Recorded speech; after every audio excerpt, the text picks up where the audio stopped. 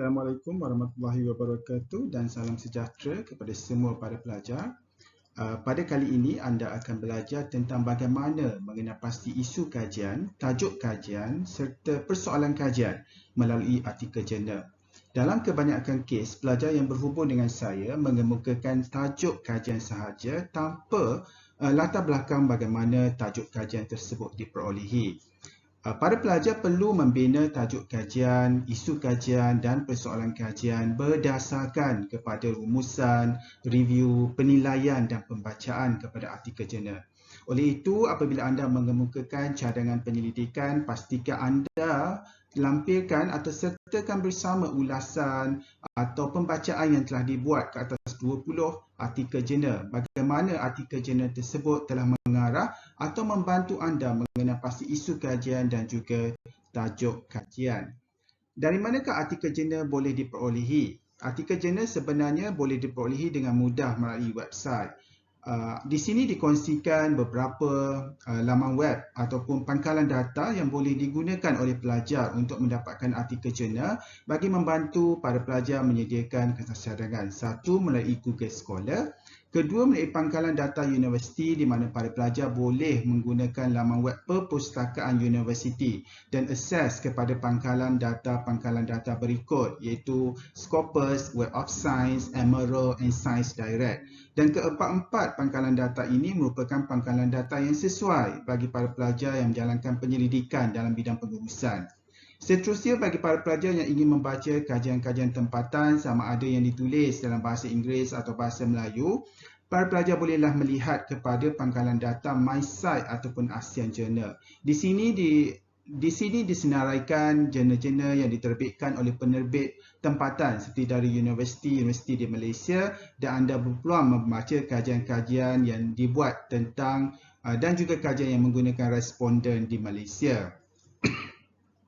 Untuk mengukuhkan cadangan kajian anda, pastikan anda membaca sekurang-kurangnya 20 artikel jurnal supaya anda dapat kefahaman yang kukuh untuk membina asas sebelum anda mengemukakan isu dan tajuk kajian. Okey, bagaimanakah artikel jurnal ini sebenarnya boleh membantu para pelajar untuk mengenal pasti isu? Okey, apabila saudara-saudari ataupun para pelajar membaca 20 artikel jurnal, sila beri perhatian kepada perkara-perkara berikut. Apabila baca setiap artikel, beri perhatian terhadap perkara-perkara berikut. Satu, lihat apakah masalah dan jurang yang telah dinyatakan dalam artikel tersebut. Apakah yang dikaji dan juga apakah jurang literatur atau literature gap yang dinyatakan dalam artikel berkenaan. Cari pada sesuatu artikel. Kemudian baca bahagian-bahagian penting di artikel berkenaan iaitu pengenalan, perbincangan dan cadangan kajian lanjut. Cadangan kajian lanjut ini sebenarnya memberi peluang ataupun memberi idea kepada para pelajar tentang apakah yang boleh dikembangkan untuk dijadikan cadangan penyelidikan yang mahu dihantar oleh para pelajar sekalian.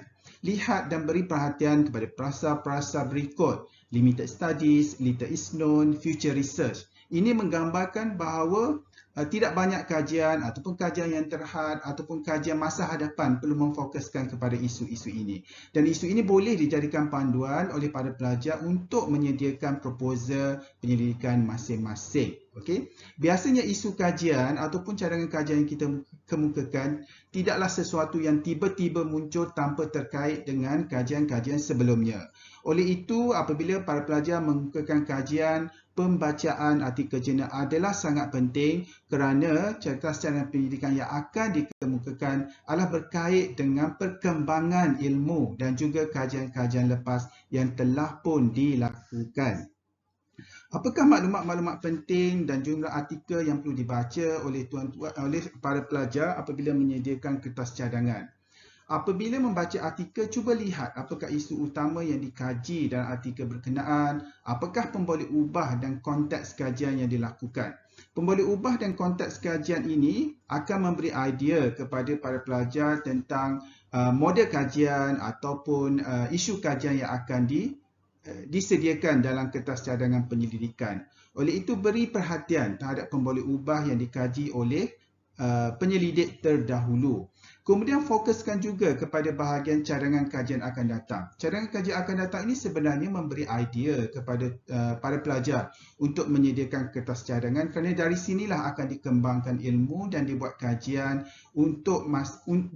oleh pengkaji akan datang, dan para pelajar perlu melihat perkara ini sebagai potensi untuk mengemukakan tajuk bagi kajian masing-masing. Jadi berapa banyak sebenarnya yang perlu dibaca? Dicadangkan kepada para pelajar membaca sekurang-kurangnya 20 artikel, terutama bagi para penyelidik seperti para pelajar yang masih baru, untuk memantapkan kefahaman terhadap sesuatu isu dan juga proposal kajian.